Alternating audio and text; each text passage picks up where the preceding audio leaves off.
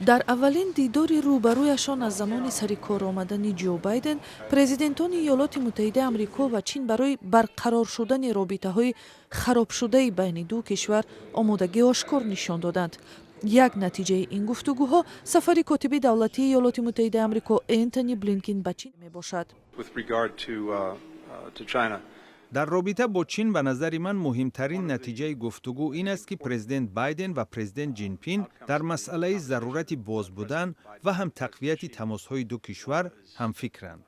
агар мо дар фикри мудирияти бо масъулияти равобити ду кишвар ба хотири ба низоъ набурдани рақобати мавҷуда бошем, пас ин иқдом зарурӣ аст. дар пайи сафари Нэнси Пелоси раиси маҷлиси намояндагон ба Тайван дар моҳи август, Чин ҳама муколамаҳои муҳитзистиву низомиро бо Амрико боздошт. гузашта аз ин, Пекин ки даъво дорад ин қаламрави худгардони демократӣ бахше аз Чин аст, нирӯҳояшро дар ин минтақа афзоиш дод.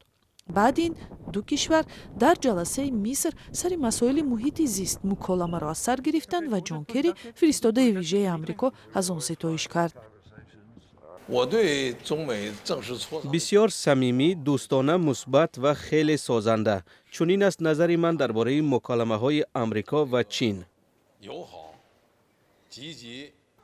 вале таҳлилгарон ҳушдор медиҳанд, ки мавзӯъҳои мисли тиҷорат, фанновариҳо, ҳуқуқи инсон, Тайван ва баҳри Чини ҷанубӣ метавонанд боиси эҷоди рақобат ва ихтилоф шаванд. ما می‌بینیم که هر دو کشور در پی تقویت قدرت نظامیشان از جمله در اقیانوس آرام هستند.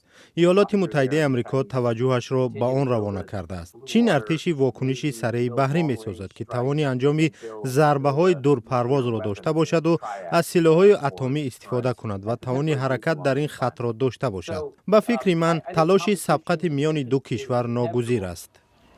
дар Кампучия вазирони дифои Иёлоти Муттаҳидаи Амрико ва Чин зарурати суръат бахшидани муколамаҳои изтирориро баррасӣ карданд, дар ҳоле ки Вашингтон ба такрор мегӯяд, ки низомиёни чинӣ аз рафтори то рафт хатарнокашон дар минтақа даст намекашанд.